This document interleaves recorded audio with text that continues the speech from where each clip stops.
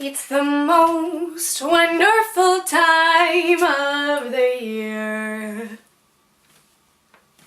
It's finally that time of year again where it's socially acceptable to sing Christmas songs at the top of your lungs and not be judged for it, and that just makes me really happy. So recently I was talking with some friends, and one of them brought up the subject of goldfish and how scary it would be to find a goldfish one day that was frowning instead of smiling. And that got me thinking. Now first things first, I should probably tell you a thing. A few years ago, I had an irrational fear of goldfish. Essentially, goldfish broke my oboe, and I never trusted those evil little smiling masterminds ever again. How did goldfish break my oboe, you ask? Well, that is, in all actuality, probably entirely my fault. It all harkens back to the 7th grade. There was a snow day one fateful day in January, and with solo and ensemble competition coming up, my friend and I thought it would be a good time to practice our duet. So she came over to my house and we set up, and then we realized we had no metronome. So like 7th grade idiots, we decided to go outside to the backyard, sans shoes and socks, where my brother's friends were building a fort, and beg them to be our human metronomes. They refused. So the adventure continued to the front porch, where my sister and her friends were sitting and eating goldfish. Once again, we begged the 5th graders to be our human metronomes. Why we couldn't have just gotten a metronome online, I will never know. Anyways, like my brother's friends, they refused, and threw goldfish at us to get us to go away. So in defeat, my friend and I trudged back inside.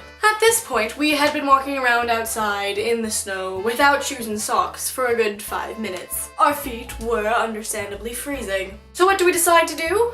We decide to stand on top of the radiator and practice our duet there so that we can warm our feet up. Brilliant idea, right? Wrong. 5 minutes later, my sister's friends walked in and scared the bejesus out of me. Did I really just say bejesus? Yes, I did. Anyways, being a person that scares incredibly easily and always jumps 3 feet in the air and drops whatever she's holding when she is, well, you can see where this is going. I dropped my oboe. It broke. I kid you not, the thing sounded like a Wookiee. So we sent it off to get fixed, and I had to play with a loner instrument for solo and ensemble. And the moral of the story is that goldfish are evil little fuckers who will only ever hurt you. So to be completely honest, I wouldn't be entirely surprised if I found a goldfish that was frowning.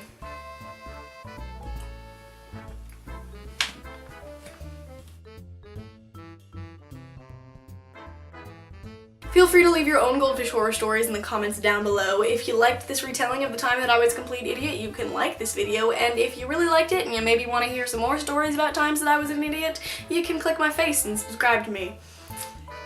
That's about it. So, bye guys.